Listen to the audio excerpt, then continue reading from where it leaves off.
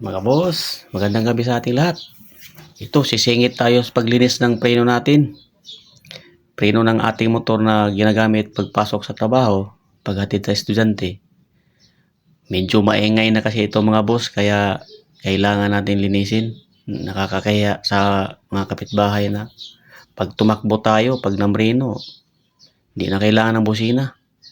Preno pa lang, busina na. Kaya linisin na natin mga boss. Kulang lang tayo dito ng mga gamit na panglinis. Wala tayong W40. Pwede na sana ang W40. Pero meron talaga dito para sa paglinis ng preno. May kamahalan lang yun siya boss, kaya wala tayo. Sa ngayon, gagamitan muna natin ng sabon na powder.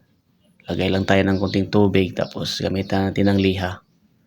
Pagtapos yan, gamitan din natin ng basa.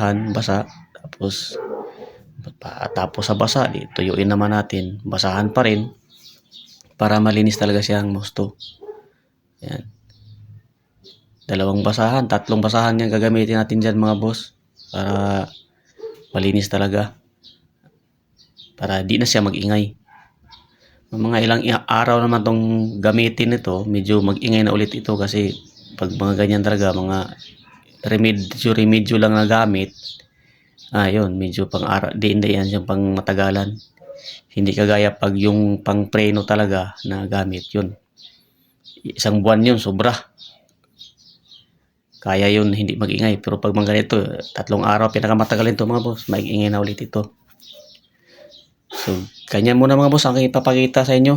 Salamat. Patuloy nyo naman ako suportahan.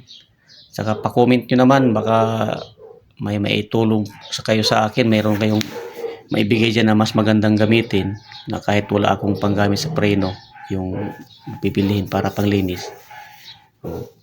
Baka sakali mas mura yung inyong may suggest. Kasi sa akin, ganyan lang ang ginagamit palagi pag wala akong gamit na ganun. So maraming salamat ulit mga boss.